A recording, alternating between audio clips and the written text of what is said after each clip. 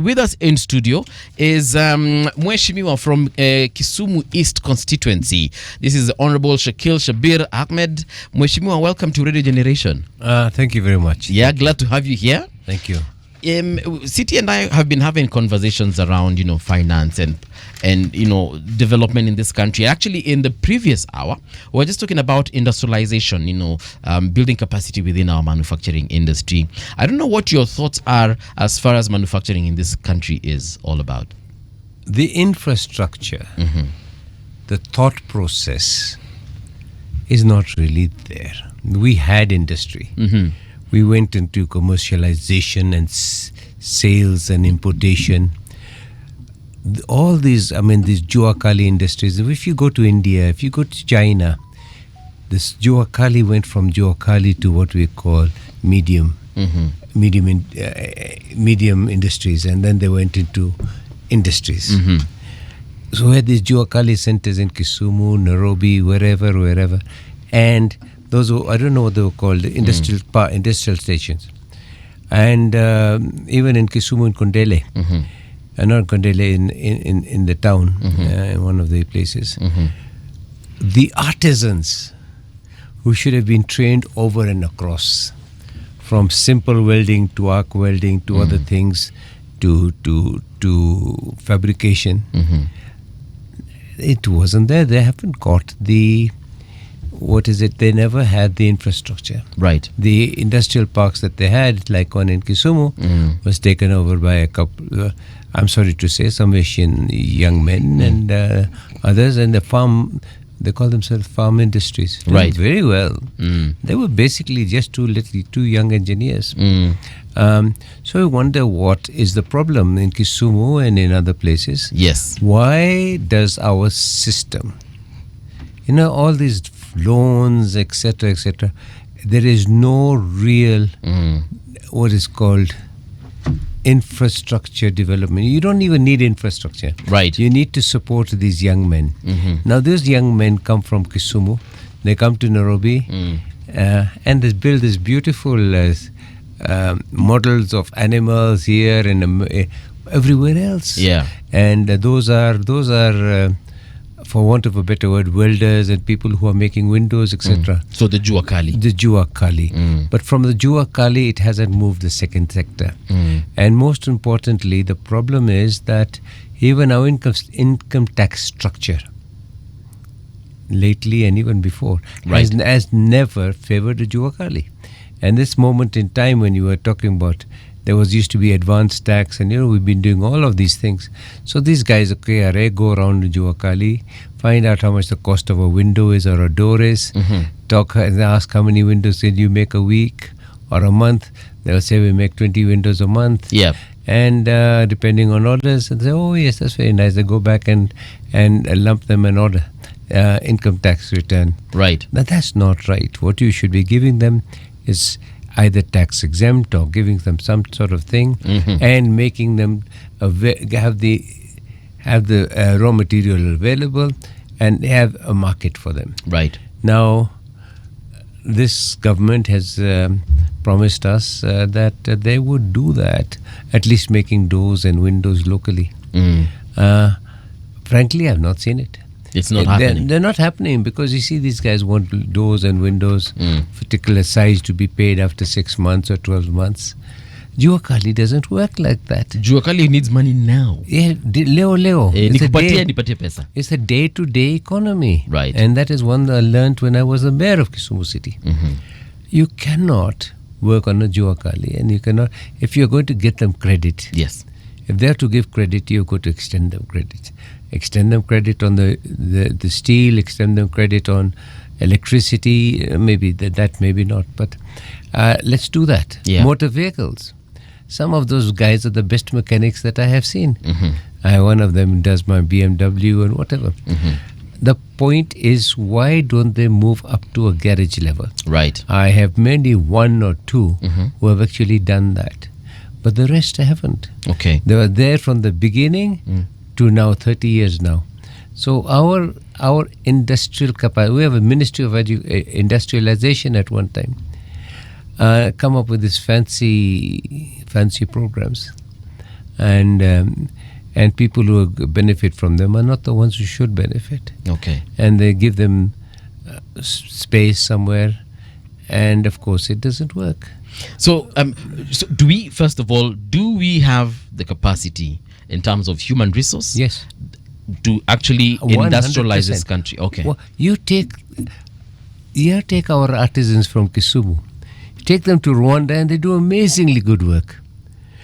The work is not the capacity. The work is not the problem. And I'm talking about Kisumu. I could talk about Nairobi and Mombasa. These things are not. These people are making a living in Rwanda, living in other places. And if you go back to Kisumu and we say, listen, and I talked to the governor, I was the mayor. I talked to the governor and said, listen, let's do something. Yeah. We are, if you do this thing right, Kisumu was at the center of Central Africa. We can go anywhere. I even, when I was a mayor, I approached, we were working with the Chinese. There was like a hover boat, where I saw it in the Arctics, and they go over the snow, and it's like a car, maybe like a matatu with an engine, and it just goes about 3 feet or 2 feet above, or even 1 foot above the water. Yeah. And it can do Nairobi, Kisumu to Mwanza in 2 hours or 3 hours. This is now across the ocean, the lake, sorry. Yes, and it can be done. Why are we not doing this? I mean, they used to be round the lake when you were a young man. Yes, so we are putting in pipelines which are dedicated to monopolized. So the point of industrialization is all our industries are going from here. A, power is too high. B, taxes. Yes. Now we are importing. We've become an import nation. Yeah. Even toothpicks are coming from China. We can make toothpicks here. Imagine that. And I play golf, and I was looking at those little teas, and these guys, they can, whittle, when they will use a knife and do this. We don't even need a machine, but even if we did get a machine, we can make special wood teas. The point is that we are stuck, and we don't think forward. And there is no capacity. So the World Bank, USAID will bring you money, and they say we're giving it out at a low interest rate, guaranteed, etc. The people who take them over are larger people in industry. Yeah. Why don't you have bakeries? Why don't we have small factories for sukari guru? What do you call it? Molasses. Yeah. In Kisumu. What the jaggeries? They're called jaggeries, yes. Yeah, jaggery. Why don't we have that? Remember, we had them before the sugar factories came into being. No, but we can still have them. Yes, we can, because they actually do serve a very important purpose. When you go to a place like India or even Pakistan or other places, Philippines, they have these smaller industries for sugar. Okay. And why don't we have? Why can't we progress? I mean, I remember one time we had banned the production of jaggery and whatever. It has come back. We've allowed it back. There's a fishing industry which we have a problem with. There are so many other things we have. So industrialization, our policy are good. Yes. Vision is good. Implementation is zero. So we know we have the people to do it, the human resource. So the human capital is definitely there. We know we have the expertise because we keep on graduating people from our universities and our technical colleges. Yes. And we know we have the capacity in terms of even the land area and the resources, the minerals are there. Yes. But what I understand from you now, you're saying we lack the visionary individuals in government to ensure that, first of all, we have the right policies and we have the right political goodwill to actually achieve this particular dream. Yes. Now let me just go back when it's called about minerals. Right. Where was it I heard that I think it was Mitiangi and his thoughts and whatever. When he was CS? Yes. No. Now that he's been a born again. All right. That there should be, because I was in Ghana. Okay. At one time, just not too long ago, 2 weeks ago, a week and a half or 2 weeks ago. Incidentally, Kenya is 121 on the corruption list. Ghana is 56. 121 out of? Out of 170 or something, 145 or something, not very much. So we have some No, we have 30 more so to get to the top. No. You see, Ghana is 56. Yes. So they're doing badly. They're doing much better as you But go we upward. have 121. We are number. I'm being You're being facetious. facetious. So we are doing better at corruption. So I wonder, when you go to Ghana, the same people, same everything else. What is the problem? Now, when I was talking to them, there is a move. 85 or 90% of the cocoa of Ghana is exported and brought back as chocolate. Now they're saying, hold on a second, we don't want to do that. We've been doing that with the tea here. We said we want value added here. Yeah. Now, when I was in Ghana, I see the wamama, I don't know what they call the mummies or nannies or nanas. They're going around with the chocolate bars that they have made at home. It's not very difficult to make chocolate from cocoa. Chocolate bars. And they are sugar-free. Some 85 and 95% pure Ghanaian chocolate. And it's a very rough state. Yes. It's not packed or anything. It's in a very rough state. But it tastes like the chocolate that you would Of buy. course it is. It's bitter. But for guys like us, it's good. and you can put sugar in it, and they go around with it. You see, like you're selling maize or whatever. Or selling right. boiled peanuts. That's Okay. right. Yes. So that is one. Okay. I was also amazed to see mango plantations, hundreds and hundreds of acres. We allow this mango tree just to be born somewhere, and we don't look after it. Then gold. There was the Gold Coast, remember? Yes. It was the Gold Coast. 80% or plus of the gold, 90% is mined by foreigners. It still is. When I went there, I was surprised. I saw lots of Chinese and lots of Indians coming in. What are they doing? Well, the Indians, we are doing gold, and we're mining gold. Now the gold, the Ghana is now trying to control that. Like the neighbor Torre, he has tried to control that. So what can we do when you're now talking about this in Kakamega? Right. Is that false information? Is it true? But if it is true, we find those people in the dirt. Going back to maybe 200 years ago, like when there were gold miners. Yeah.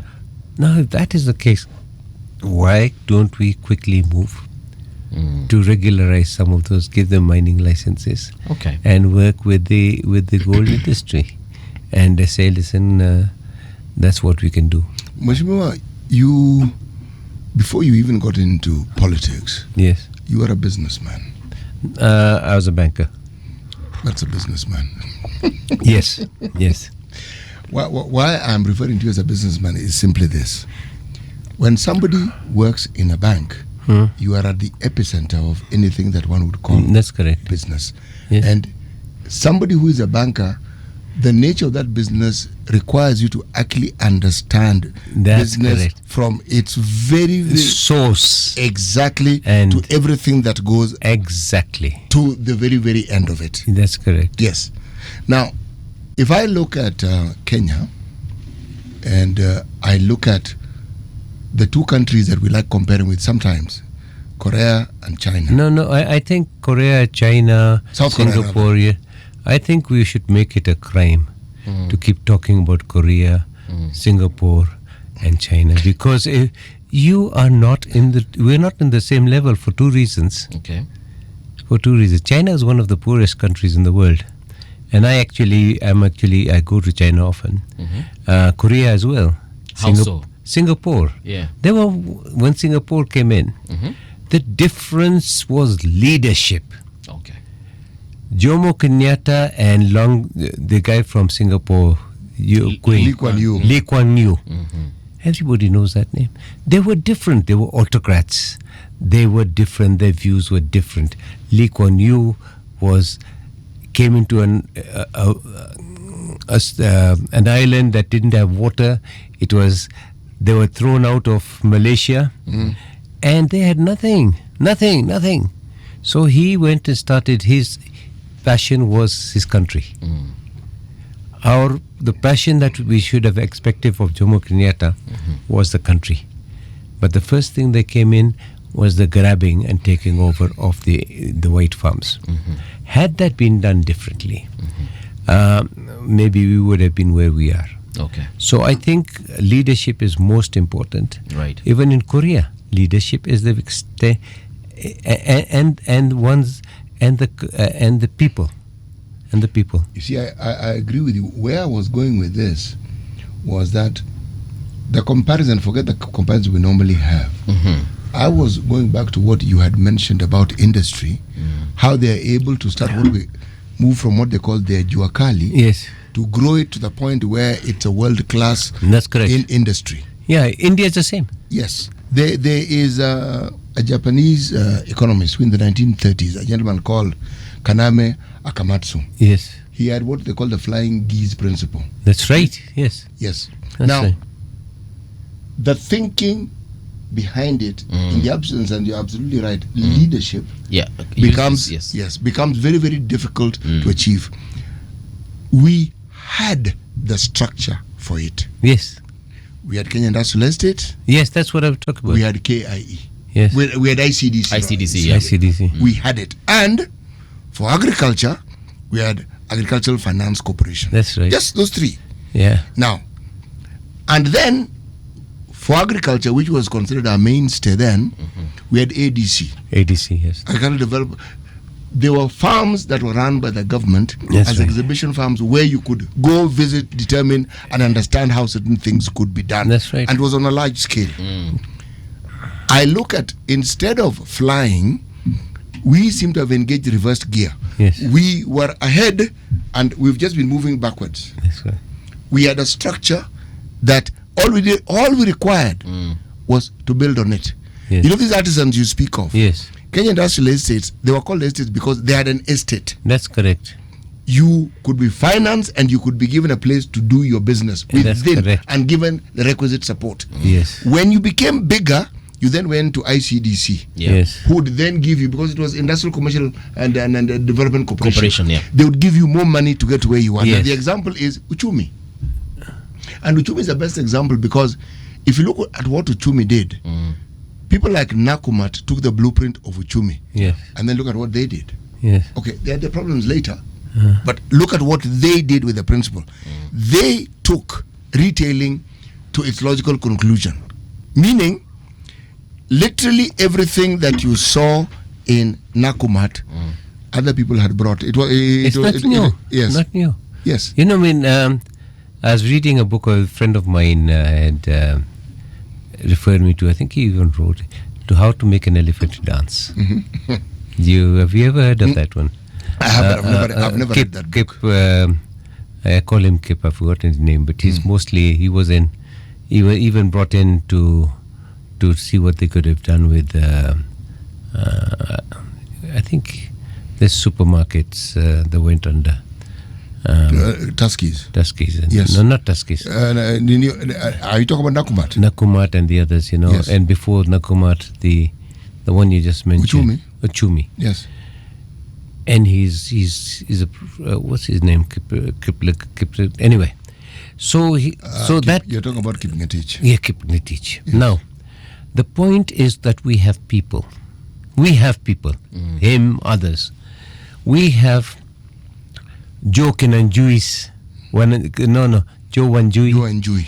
We have people who can do some of these things. He's now the late, I believe. Yes, he's late. Yes. Now, when you look at some of these, I see. Okay, those industrial parks been sold out, been given, been grabbed. The Agricultural Finance Corporation is bust, given money to the wrong people.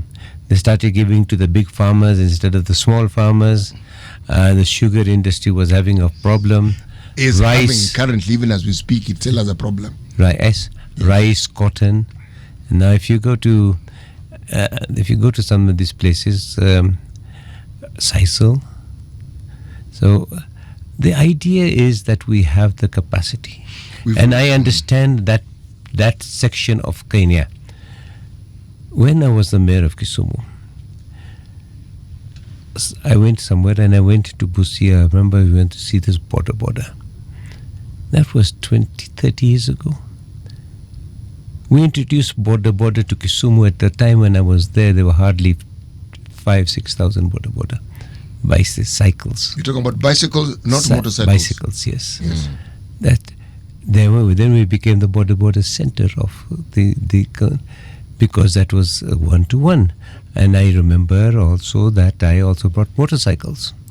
I did bring motorcycles. Other people also jumped on the same wagon. And tuk-tuks. Motorcycle take you point to point. Now we are seeing, for argument's sake, that is a good thing. We want it. But the loan sharks caught onto it. If you go and see Mogo and whatever, those guys, they've got maybe 1,000 more motorcycles. So you see, the situation with us, let's talk about the Luo and Kisumu attitude. Nikuenda pole pole. But when the same Luo gentleman or lady goes to Rwanda, he works like hell. He makes a good living. So, I mean, now, for argument's sake, you're talking to me about industrialization and whatever, and enterprise.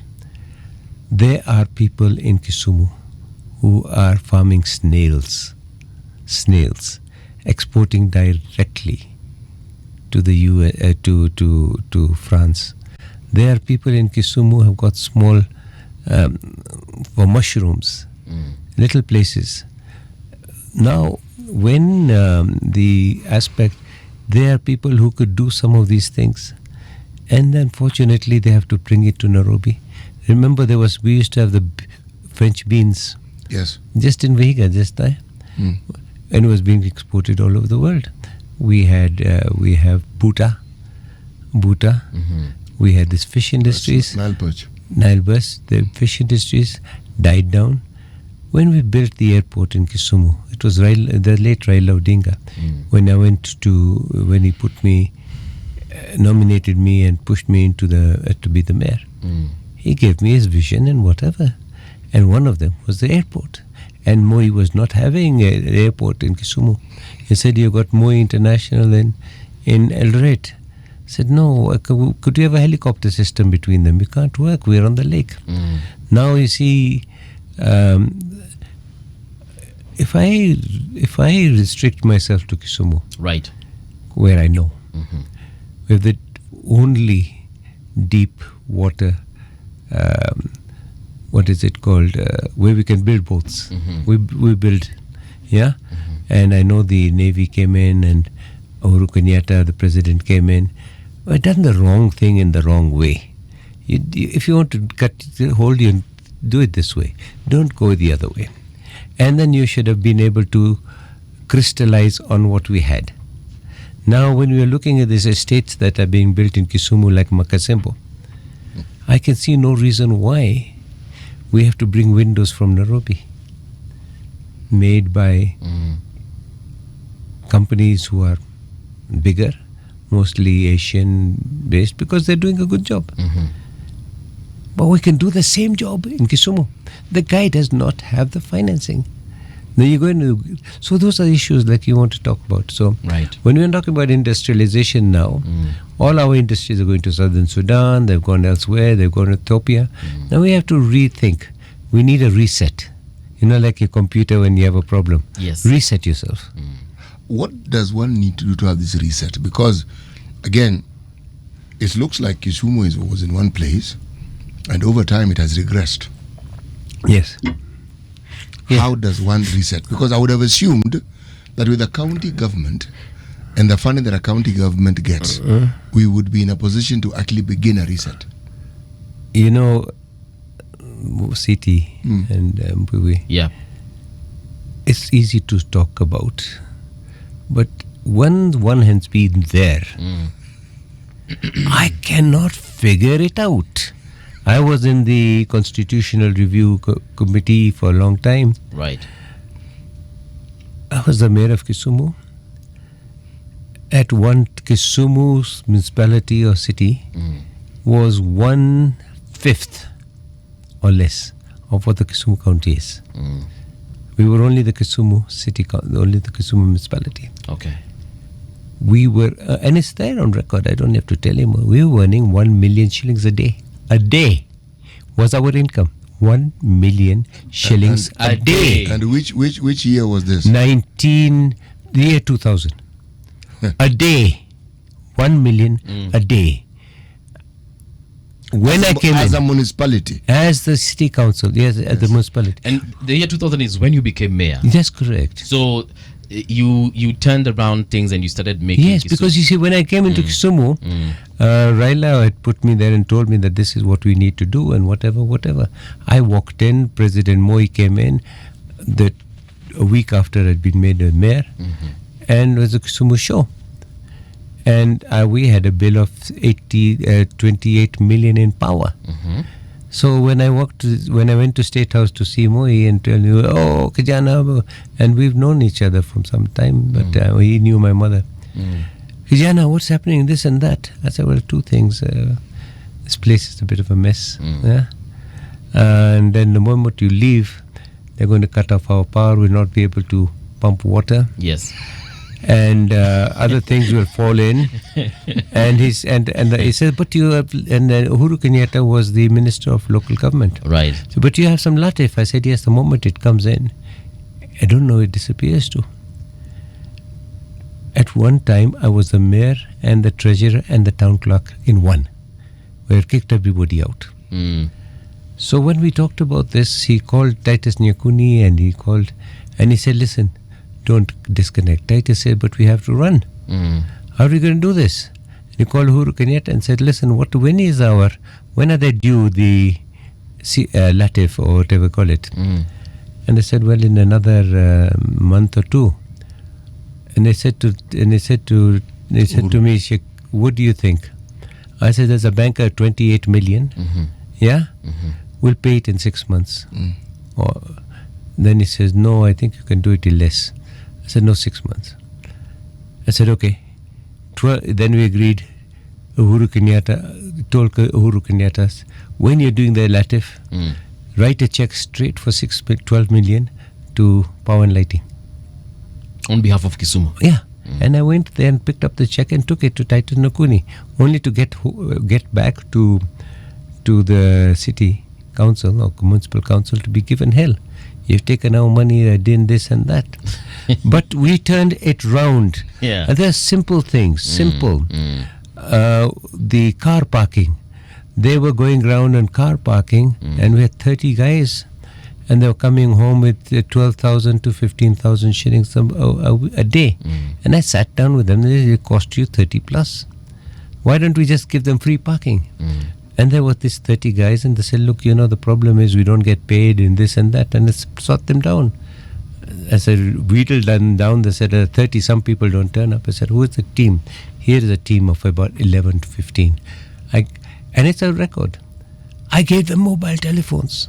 I was the first city that gave mobile telephones to our officers and others. And we said, here. Now, if you come to 30, we'll give you 10% of it. If you go to 180, we'll give you 10% more. So the more you'll get 10%. And we are going to give it to you out of the money. We're not going to put it in there and you take it out. No. So you are stealing it already. Yes. So let us give it to you officially. Yeah. And we were making 100,000 shillings. By the time I left, 100,000 just in parking.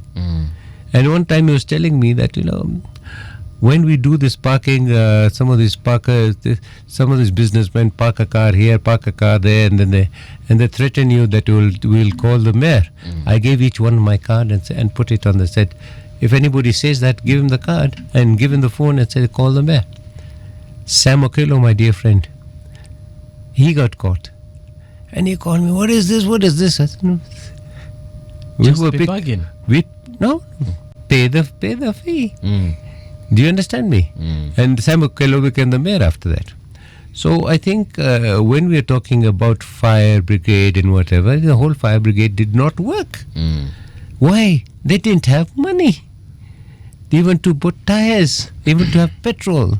And I had to go and Did you even have vehicles? Yeah, I had vehicles.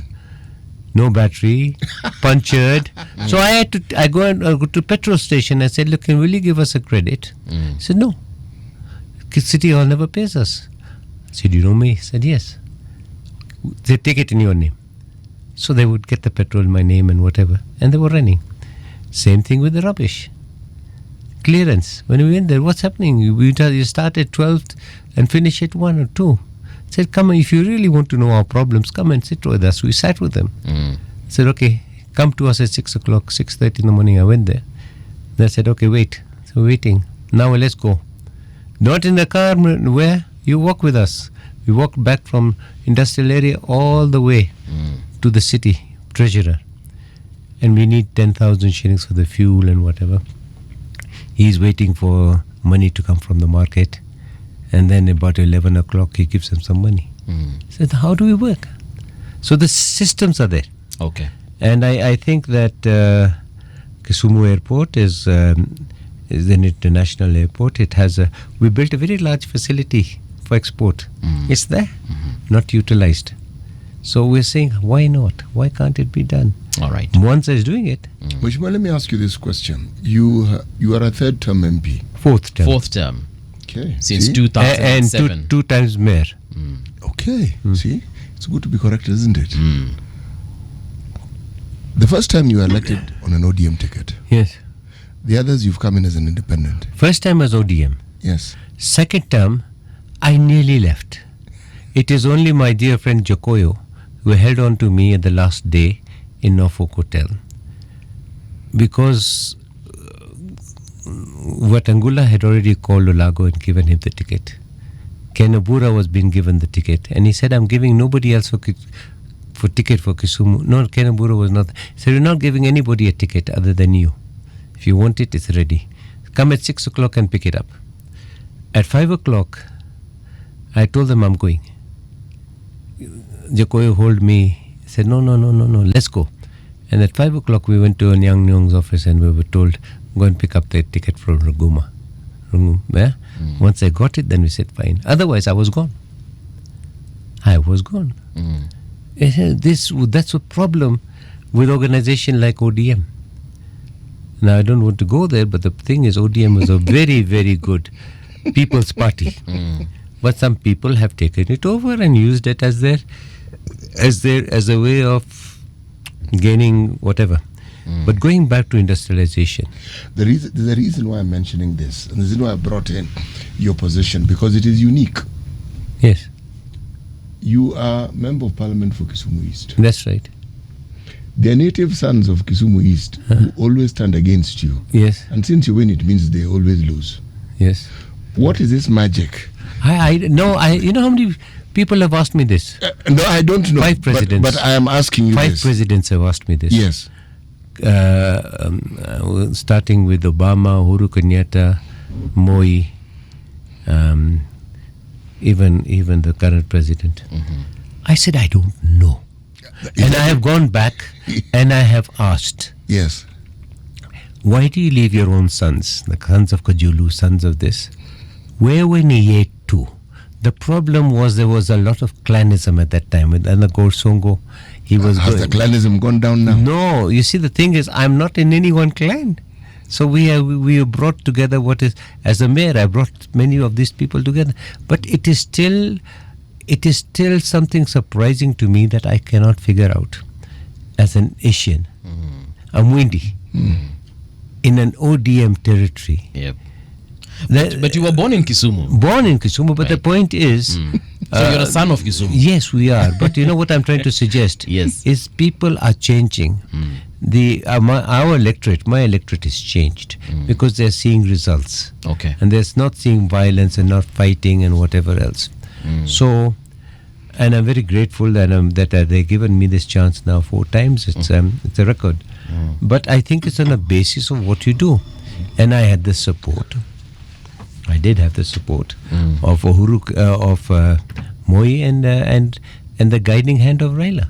Okay. And I must tell you this, because when I was going to be the mayor, there were 4 councillors for us and 18 or 16 against us. But it happened. So sometimes what we need is a visionary. When we built the Kisumu airport, and we extended it to bring Obama. It is the best thing we did, but it didn't happen.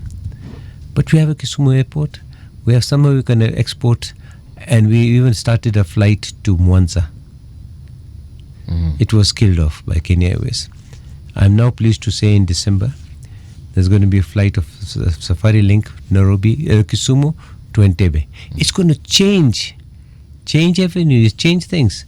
And go to Mwanza. Have you been to Mwanza? Yes, City? I have been to Mwanza. If you can take a flight to Mwanza, the first flight was 4 people on it or 6 people on it, including Raila, myself, and one. Second, third, fourth flights were full. Yes. We had a guy, I can't remember this gentleman's name, he was a very big businessman. He used to take plastics to Mwanza and bring back. What is his name? Mwanza, Kisumu. He had a big hotel. In the 207, he had a lot of problems. He died. There was a lot of business between Kisumu, Mwanza, Bukoba to Entebbe, from Bukoba to Rwanda, those places. So that is there. Why I cannot understand why we cannot. I know 1 or 2 people have brought these ships and a small ship like a ferry from here to here. I can't understand why we cannot. And this US Uhuru, they said, why it can't go around the lake? You know that particular ship you speak of, if you remember, this is a ship that was built with a rail inside it, meaning when a train and the bogie that the train has, Yes.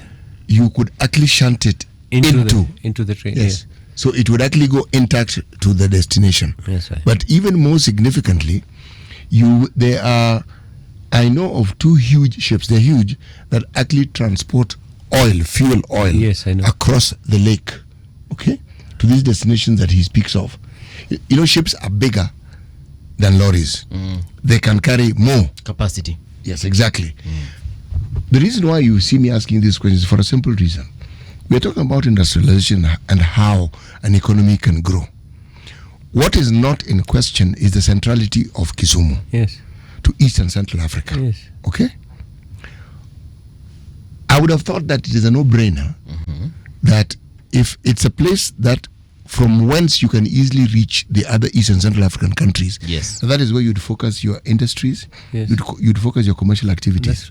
That's right. And yet that is not the case. No, it's very simple. You can make plastic utensils in Kenya. It's not a big deal. Yes. This mattresses thing is not a big deal. It was a very No, it is simple not. thing. It just needs something. We were making matches in Kenya. I don't know whether matches are now being made. But there were little things like this that you can transport across and make barter trade or whatever.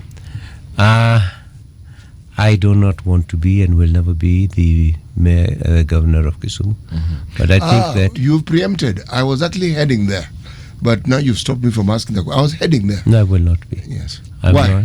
I've reached my ceiling, and the governorship is something that I feel. I've been the mayor. I know. You are going to be, like I was reading on the news the other day.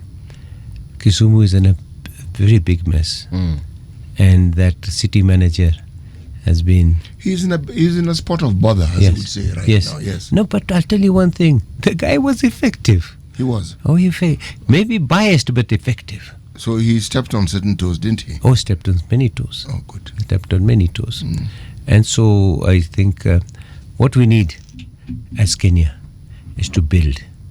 We started to put together cars. Other countries that were assembling cars 25, 30 years ago are now making cars. You know what we've gone? We're buying motorcycles. I know for a fact that can we build motorcycles in Kenya. All we need is the engine. Yeah. The body can be built. The handlebars can be built. The rubber can be made. Those things. It's just as simple as shoes. Yeah. This tuk-tuk, this big motorized. What is it called? Like the piki-pikis that have got a carrier. That's right. What do you call them? I saw it can be built for $500. $500. From when you say built, you mean assembled or manufactured from Assembled scratch? and manufactured. You see, when you go to place like Pakistan, Yes. that engine comes in at about $250, Okay. Yeah. The rest is fabricated there. So for that is roughly 70,000 bob. Joe Curly, we can build it here. I can build you this thing here. Actually, you're right. But even the Malaysian vehicle called a Proton, Right. Yes. the engine comes from Germany. Yes. But the rest, Yeah.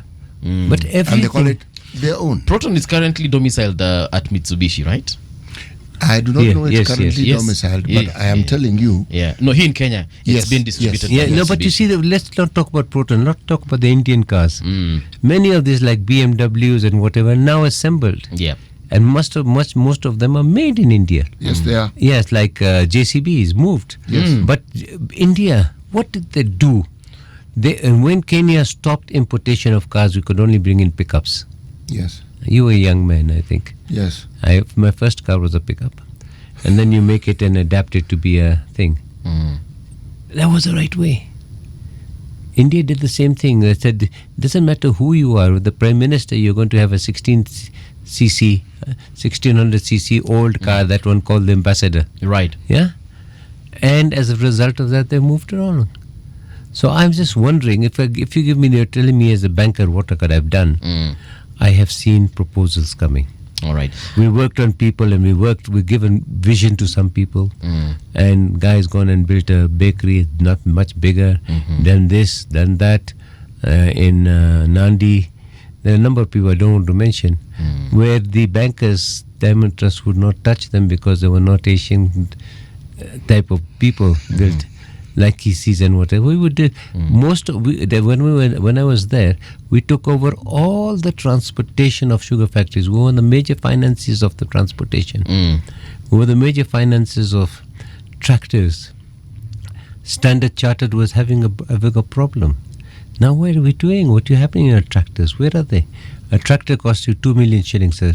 You mean a person in Joaka cannot buy a tractor for 2 million, give down 200, 500,000 and do this? It can be done. Mheshimiwa, you're a politician, and I think it would be a disservice to the listeners if we do not get into politics. So I want to ask you, we've been seeing the president doing rounds around the country, sending his lieutenants, both in his cabinet and elected members of both the parliament and the senate. And what we have realized is that he's trying to win over people. Just the other day, he was in Ukambani region, commissioned a few projects. Do you think that he is doing it right to gain back the favor of the Kenyans that voted for him? You know something, doing something and doing it right is the point. You must understand that you cannot come to one project 6 times. This other program that they are going on with the DP, going around the country on this mass, what is it called? This big Harambes. The empowerment programs. It's a joke.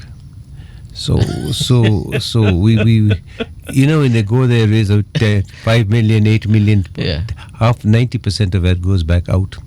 So the people are not. Even I was been asked to join an empowerment. Why don't you bring somebody? Said no. That is a poison chalice. As far as the president is going, if he is a political strategist. If Moi was around, he's probably learned from Moi. If Moi was around, he would have put a stop to some of these things. Okay. But he's the president of this country, and he feels that this is the way, and he's looking 5 years ahead. He's looking 5 years ahead or 3 years ahead. He's been looking for the 2027 in 2022. And he's been looking at vote heads, etc. And he's trying to break this. People are very disillusioned, many people. And he's trying to change it with goodies. Right. And Marie Antoinette, if you know the French, the Queen, the Paris, the mob came and she asked, because I've been there, she asked, what do they want? I said, bread. So give them cake. She did not understand. They took her head for it. Do you understand me? So are we giving somebody cake when we should be giving them bread? If you are going to a particular place, you know, it costs 100 million Yes. a day a day on these trips. 100 million a day. Yeah.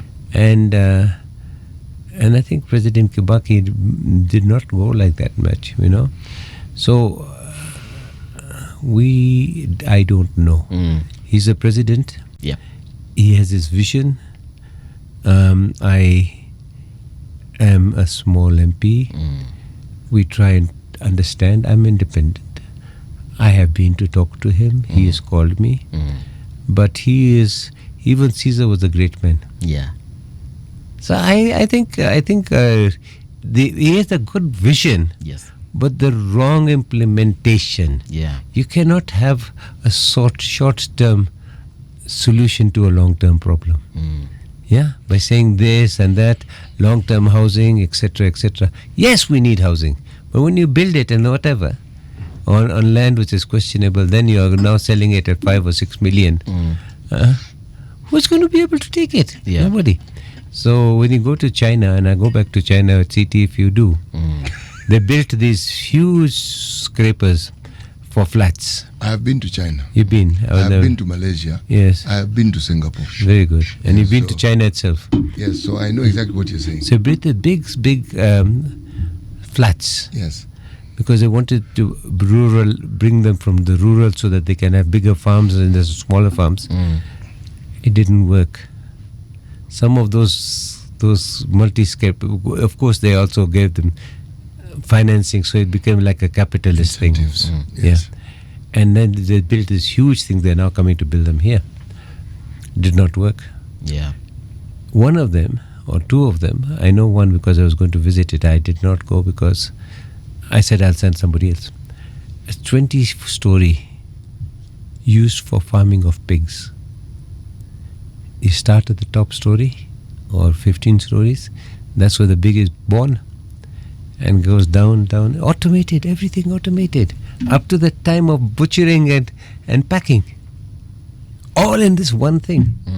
So they've reused that concept. Yeah. We don't know where we're going. We at independence, education, health, Employment. housing, employment, land. And these are still our discussions now. Land. And okay. 60 years Now plus. what are we doing? Mushima, there's a question we must ask. ODM and you. Where do you see ODM going? I I know you're avoiding it. no, I'm not avoiding it. But Let me I'm tell you one asking thing. I was a founder of ODM. Mm. Founder member. Mm.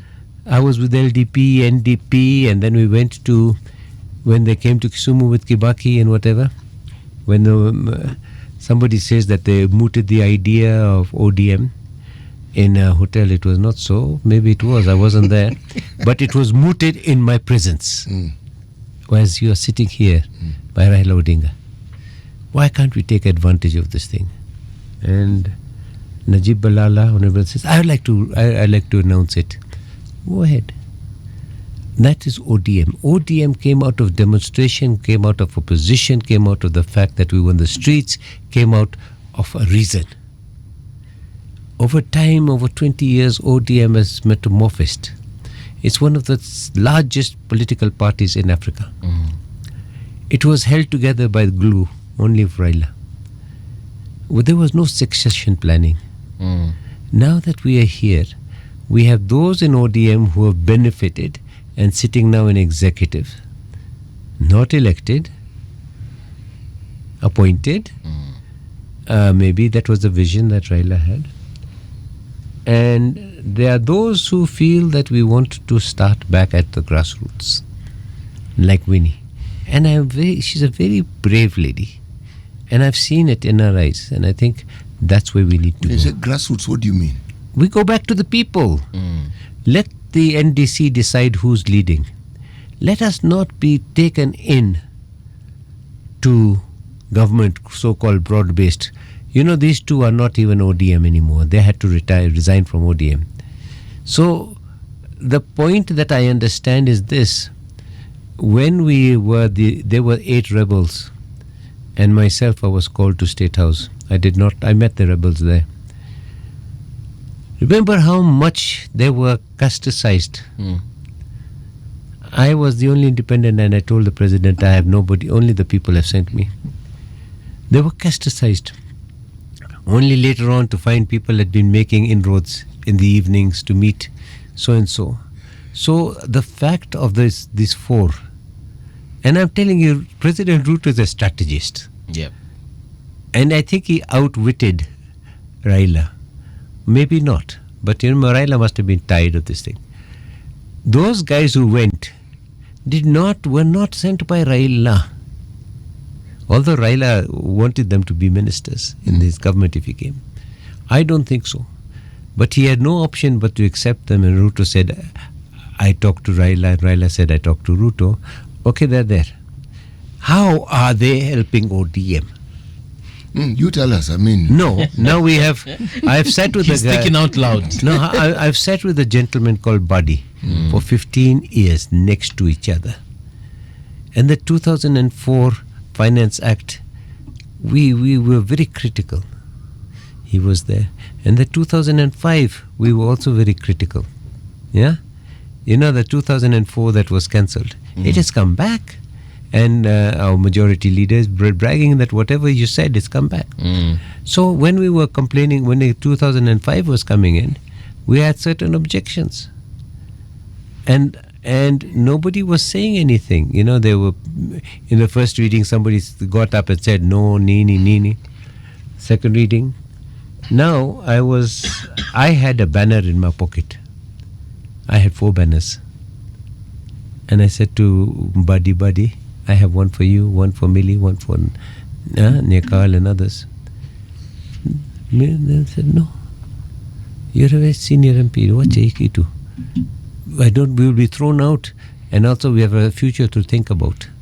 We have a future to think about. Yeah. Not the people to think about.